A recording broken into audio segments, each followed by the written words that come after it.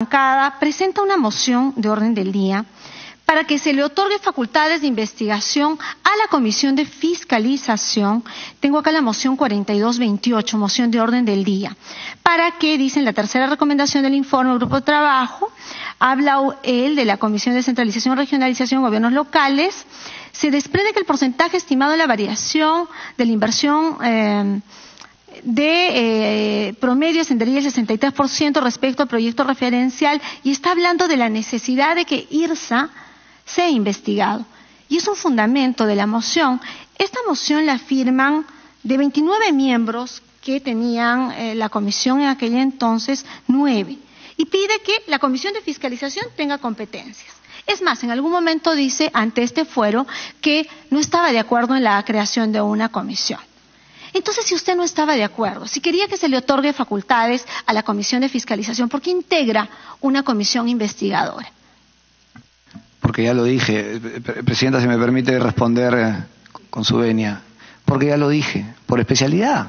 Porque en la bancada que yo representaba consideraban que quien habla era la persona que tenía la especialidad en la investigación, en la fiscalización, al ser miembro de una comisión que hacía ese trabajo. Y vuelvo a decirlo porque fue, me parece también la pregunta del congresista Morales y generó mi respuesta. Esa comisión de fiscalización hizo un excelente trabajo. Lamentablemente no tengo aquí los archivos de ese trabajo en la comisión de fiscalización, pero tuvimos mucho éxito en la investigación que realizó esa comisión de fiscalización, con personas inclusive que tuvieron que purgar condena producto de sus actos ilícitos, de la gran cantidad de denuncias que se hicieron en aquella oportunidad. Gracias por su respuesta. Entonces, su bancada valora su expertise en materia de fiscalización y lo invita a integrar una comisión especializada. Esa comisión especializada, y yo le pido, por favor, nos dé algunos detalles. ¿Recuerda usted qué fecha se instala? Porque, claro, nos ha dicho el 17 de abril se la conforman, el 11 de agosto de 2008, ¿qué fecha específicamente, por favor, inicia? ¿Cuántas sesiones tienen? Cuéntenos un poco, por favor, el detalle y cómo es su participación. Hay informes concluyentes que dice, por ejemplo, en el caso de la Comisión Lavajato, he escuchado a la Presidenta Barta decir, hemos sesionado tantas horas, algunos detalles que nos pudiera dar. Con mucho gusto. El 17 de abril del año 2008 se crea esta comisión en una sesión plenaria. El 7 de mayo del mismo año se designa a los integrantes y se les da el plazo de 60 días en el Pleno del Congreso. El 13 de mayo del 2008 se instala la comisión y se elige a la mesa directiva. Ahí elegimos los miembros de la comisión, a la señora Zucari como presidenta, quien habla como vicepresidente, y al congresista Pastor en su condición de secretario. Esto fue el 13 de mayo. El 23 de junio del 2008 sesiona la comisión sin mi presencia, y esto es lo que quiero precisar porque hasta el 23 de junio se estaban llevando adelante las sesiones de forma regular. Sí, claro. ¿Qué plazo tenía? Gracias, Presidenta, y gracias al invitado. ¿Qué plazo tenía para investigar la comisión especial, por favor? 60 días, tal como lo acabo de decir, que se establecieron en la sesión plenaria del 7 de mayo del 2008. El plazo era de 60 días. El 23 de junio, como decía hace un momento, sesiona la comisión en una de las tantas sesiones ordinarias y sin mi presencia deciden aprobar un acuerdo para oficiar, y lo tengo aquí, a la ministra Zavala, y esto fue mi primera generación de dudas, a la ministra Zavala, y que la ministra pueda ampliar el presupuesto de la interoceánica cuando era la razón de ser de la comisión. Eso fue el 23 de junio del año 2008. El 24 de junio del 2008, yendo un poco cronológicamente, se envía el oficio. Este es el oficio que se envía el 24 al día siguiente de este acuerdo. En una sesión, reitero que yo no estaba, me encontraba fuera del país por un encargo del Congreso. El 30 de junio, en una sesión también de la comisión, la Presidenta informa sobre el envío del oficio al que me he referido, y ahí yo me sorprendo y le digo que quisiera ver el acta y quisiera ver la transcripción, y entonces pongo un momento de crisis, digamos, porque no estaba de acuerdo con eso que se estaba manejando en ese momento. El 21 de julio del año 2008 también, en sesión informativa, ya empezaron a ver los problemas a partir de ese entonces, porque ya no nos daban quórum los demás integrantes. Entonces, en una sesión informativa en la que asistí, que fue el 21 de julio, la presidenta Zuccari plantea emitir, y está acá la transcripción, que se la puedo alcanzar, emitir un documento al presidente del Congreso para que de alguna forma solucione ese impasse que ya se estaba suscitando en la comisión, que los congresistas no asistían, que no nos daban el quórum y había una serie de inconvenientes al respecto. Y yo, en esa propia sesión, le digo que estaba absolutamente de acuerdo y que por favor envíe con mi firma el oficio en su condición de presidenta al presidente del Parlamento. Eso no se dio, no se hizo.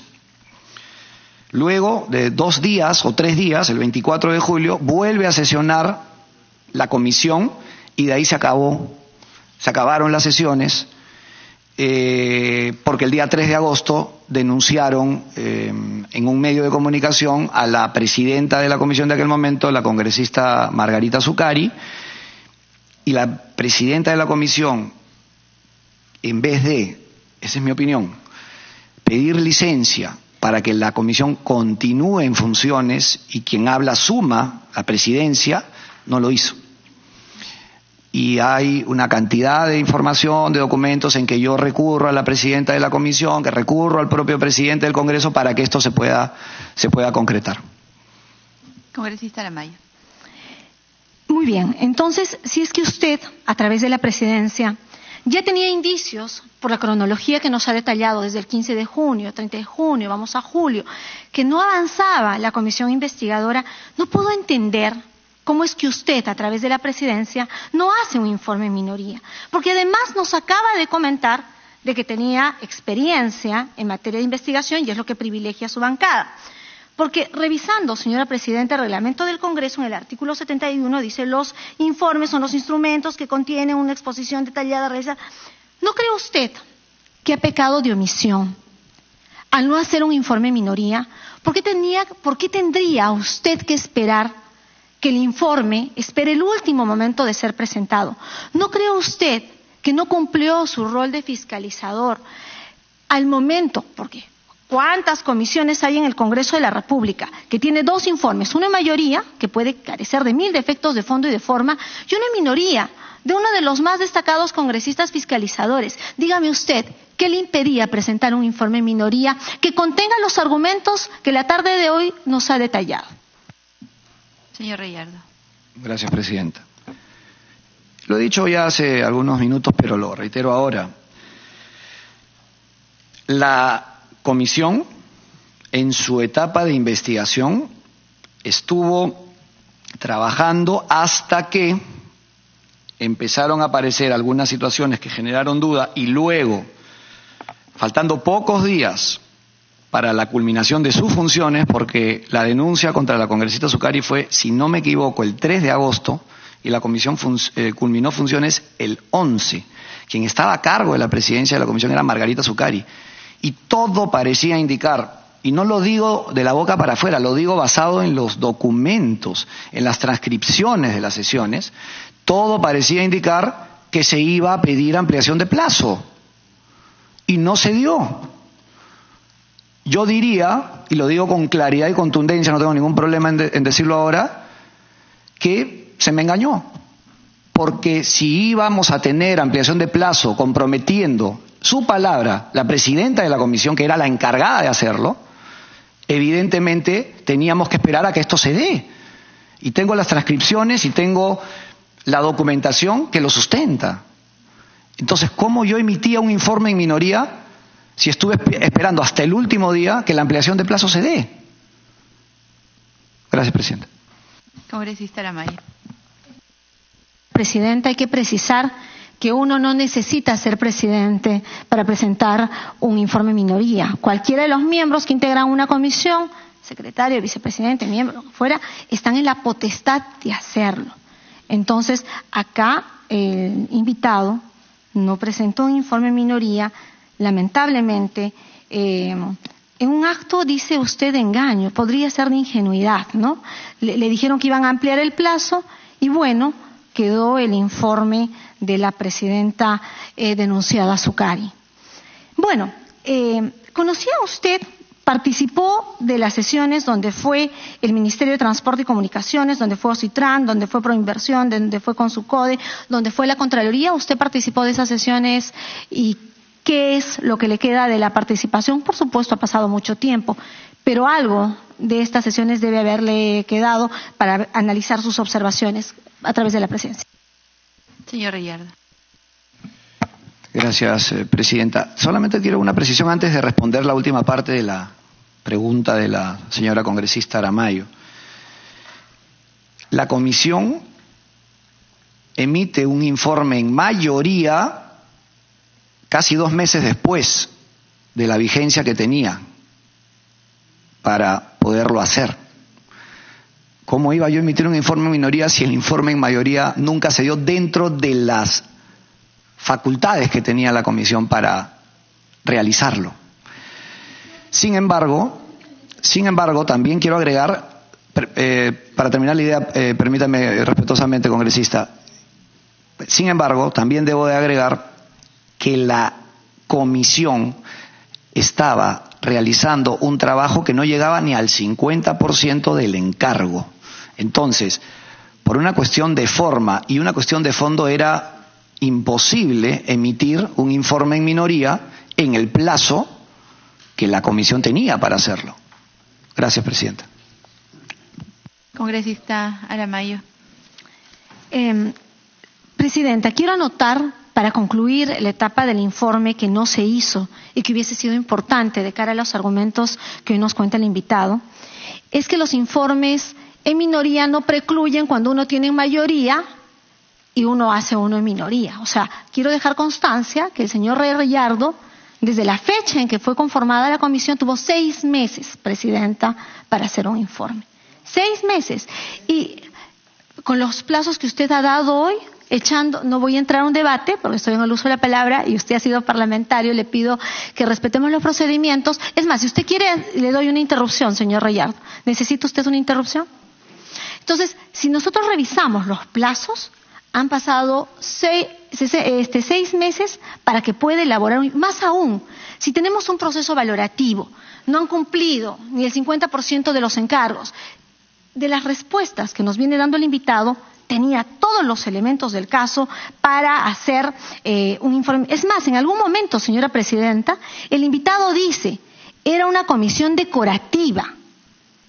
Entonces, a mí me llama la atención que todas estas declaraciones, uno lo que dice, creo, debería ir acompañado por los hechos y presentar un informe, cosa que, como hemos concluido, no ocurrió. Yo tengo en la mano, señora presidenta, 2 votaciones posteriores en las que se presenta un proyecto de ley para otorgar recursos a la carretera interoceánica, porque ¿cómo concluye y cuáles son las observaciones del señor invitado, del señor Reyardo? Dice, las observaciones que planteó el congresista Renzo Reyardo no versaron directamente sobre los actos de corrupción, cuando la comisión investigadora creada, solicitada primigeniamente para que fuera otorgada a la Comisión de Fiscalización, era temas de coimas, de dádivas a funcionarios. Sus observaciones se limitaron principalmente a aspectos formales y técnicos. Hoy nos ha pasado en la primera parte de su presentación un video donde dice que no se suspenda, pone énfasis, que no se suspenda la ejecución de la obra, que se sigue investigando, pero hace énfasis en que la constructora en aquella fecha y con aquella coyuntura continuara. Señala algunos impedimentos, presidenta. Dice, el impedimento de Odebrecht para suscribir el contrato por encontrarse en litigio con el Estado, el informe legal del abogado Monroy Gálvez, que absolvió esta consulta, y la renegociación del contrato del Ministerio de Transportes y el postor. Supuestamente porque había una diferencia considerable menor en cuanto al costo entre la capa asfáltica ofrecida al inicio del contrato y el tratamiento superficial asfáltico bicapa que se propuso como alternativa. Si bien es cierto, cuando uno desarrolla un tema de investigación, tiene que conocer aspectos técnicos, pero las conclusiones versan sobre los malos manejos que respecto a esos temas técnicos hicieron. ¿Cómo es posible que usted se haya centrado en los temas técnicos y que además dijera que era la constructora la que tenía que seguir en operación del proyecto? Si usted tendría la gentileza de explicar. Señor Riyardo. Sí, yo entiendo que este tema genera, vuelvo a decirlo, pasiones en términos políticos, ¿no? Me queda bastante claro. He sido parlamentario 10 años y entiendo perfectamente las posturas. Pero debo de ser preciso en que lo dicho en aquella época, lo reitero ahora y lo he reiterado a lo largo del tiempo. Pedía ampliación de investigación. Pedía ampliación de investigación. Está la transcripción de la sesión del 30 de octubre del 2008. Están los videos de la época, las entrevistas y, por supuesto, la sesión plenaria, que por suerte está grabada. Y ahí hay un material probatorio. Y culmino, y también se lo he respondido al congresista Humberto Morales, ante sus preguntas, diciendo que la bancada a la que yo representaba en aquel momento estaba de acuerdo con la obra, pero que no estaba de acuerdo con que no se investigue. Lo dije. Yo estaba de acuerdo con la culminación de la obra porque era una obra de gran envergadura que tenía que culminarse, pero tenía que seguir investigándose.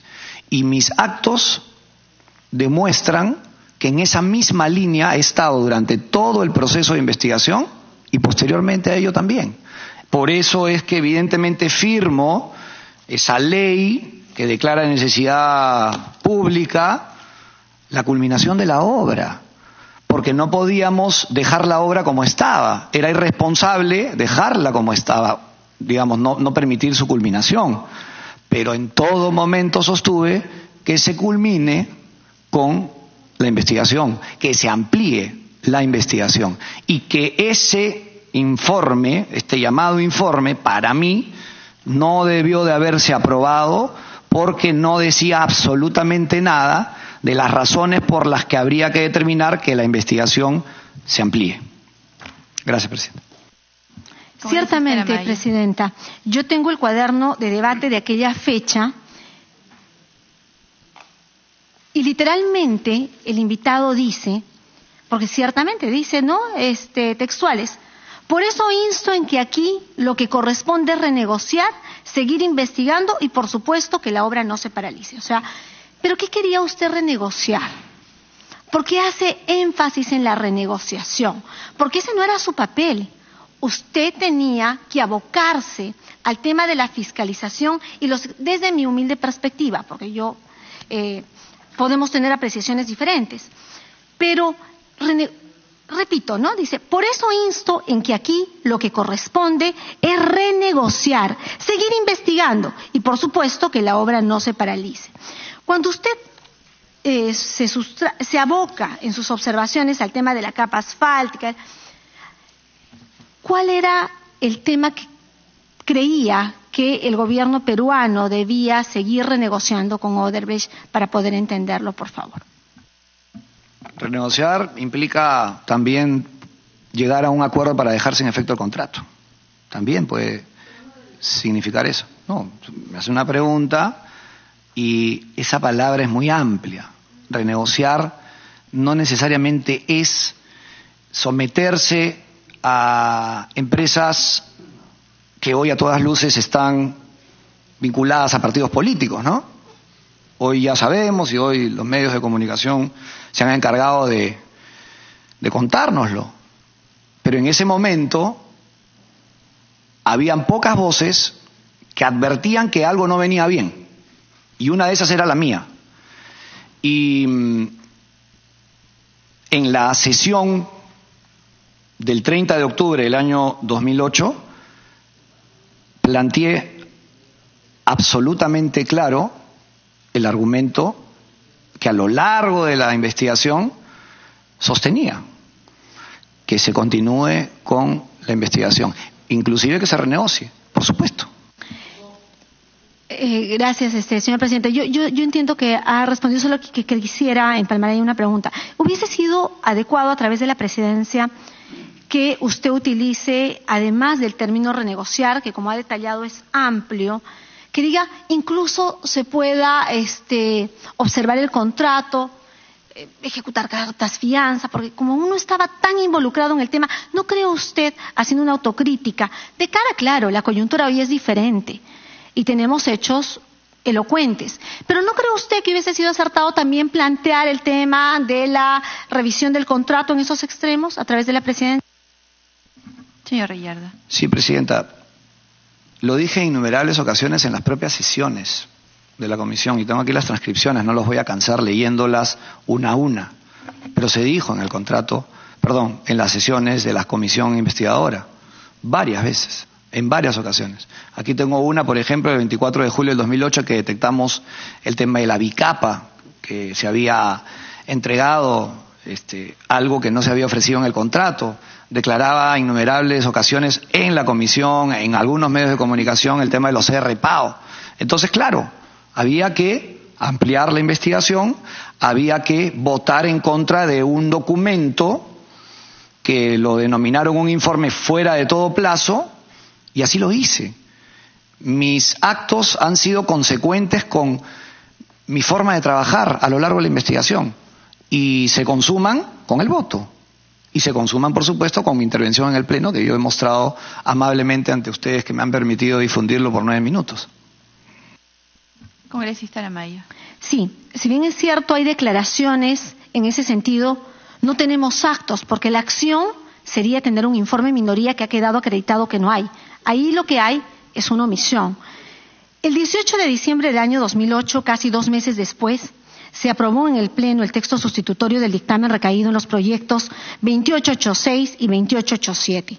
Proyecto de ley que declara de necesidad pública y de preferente interés nacional la continuación de la ejecución del proyecto Corredor Interoceánico Perú-Brasil-IRSA-Sur, con lo cual se promulgó la Ley 29309, el día 31 de diciembre del año 2008.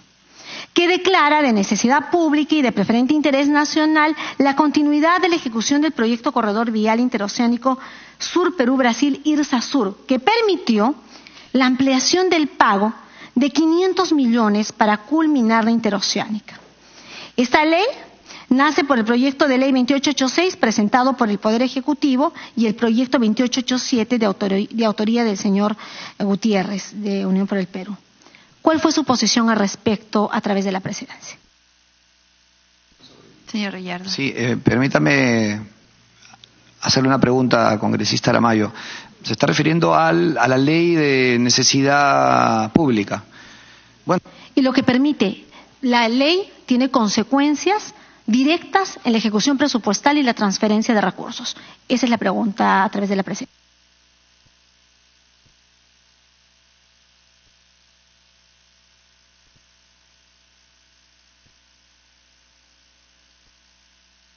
Sí, esta es una ley, reitero, que es importante explicar, ¿no? Esta es una ley que se da con fecha posterior a la aprobación de este informe para que se culmine la obra, fundamentalmente. Y esta ley se debatió en el Pleno, contó con mi voto, y quien habla también planteó una serie de iniciativas. He revisado los apuntes antes de venir, en los días previos a esta importante sesión de la comisión, y tengo algunas anotaciones que yo planteaba modificar de esa propia ley que se aprobó en el Congreso, que tenían que ver también con la fiscalización y con la investigación que se incluya en esa ley que declaraba de necesidad pública.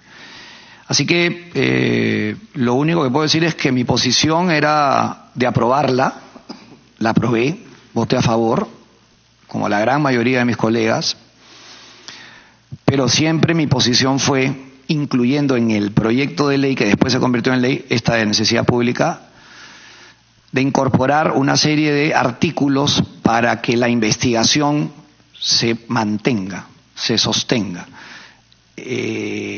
así se dio. Así fue mi participación, en todo caso, en esa ley que fue posterior a este informe, al informe de octubre. Presidenta, ¿podría el invitado, por favor, precisar cuáles son sus aportes en materia de fiscalización que en la norma se hace? ¿Podrían, por favor, alcanzarle la norma al invitado para que nos diga, de cara a la norma que faculta una transferencia tan importante, cuáles son sus aportes que se acogen? Con mucho gusto, señora congresista. No los tengo a la mano, ahí lo veo a mi asesor que está revisando, pero se los puedo hacer llegar apenas los encuentre, y si no, igual se los mando por escrito a su presidencia, señora congresista Bartra, para que, porque fueron anotaciones. Ahí se le están alcanzando. Fueron anotaciones del debate, ¿no? No, esa no es. Son anotaciones del debate que se hicieron en su momento y que se plantearon en aquella oportunidad. Pero apenas los encuentre, se los podemos hacer llegar. Es un tema absolutamente relevante porque usted no solamente dice, sino gran parte de su defensa o su precisión, si vale la pena, en este rol, tiene que ver con que dice, mira, hay que seguir fiscalizando, pero que la obra no se pare. Si se aprueba un proyecto de ley que declara de interés, que garantiza que la obra se haga, que además permite la transferencia de recursos, señor Reyardo, es sustantivo saber qué candados, que es lo que nosotros decimos en el argot parlamentario, se pone para que precisamente no se continúe dilapidando los recursos públicos. Y si ese fue su aporte en la norma, y siendo esa la materia de la investigación de esta comisión, yo le agradecería mucho que nos diga qué candados se le pusieron a esta norma, que finalmente, señora presidenta, permite la transferencia de recursos importantes a favor de Odebrecht. Entonces, yo sí espero que nos haga la precisión, que se le alcance el proyecto de ley, y sí, mientras se encuentran sus asesores, los aportes del invitado, tendría que hacer algunas precisiones. ¿Recuerda usted quiénes apoyan y cómo, en qué sentido votan por estos dos proyectos acumulados que declaran prioritaria? Le haré algunas precisiones. El partido aprista vota con 23 votos a favor. El Partido Nacionalista, 16 a favor. Unidad Nacional, 8 a favor. El Partido Fujimorista, 7 a favor. Dentro de esos, que usted pertenecía a la bancada, está su voto a favor. Usted se abstiene de la segunda votación, según me han hecho saber. Entonces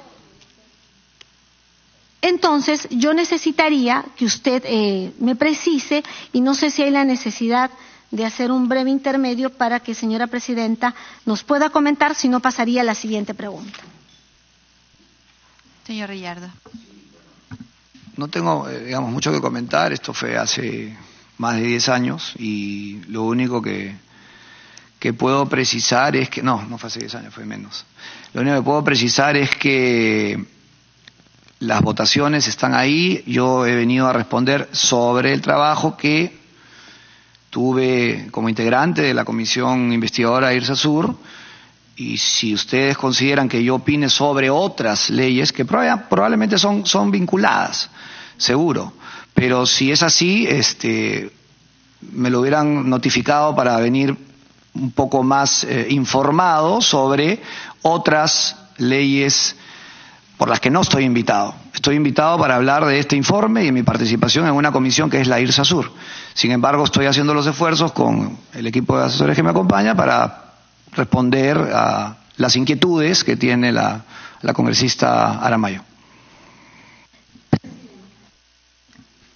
Presidenta, tengo a la mano la norma que no ubica el invitado, aunque creo que ya le han premonido la información, agradeciéndole siempre su disposición. Acá tenemos 1, 2, 3, 4, 5 artículos, presidenta. El primero es el objeto de la norma: declárese la determinación de la modalidad de la ejecución de obra, la autorización para la suscripción y la autorización para las modificaciones. Señora presidenta, esta norma que se aprobó en aquella fecha no tiene ningún recaudo en materia de fiscalización. Y no solamente eso, señora presidenta y a los miembros de la comisión. Tengo acá literalmente lo que el señor Reyardo Barreto dice en la fecha.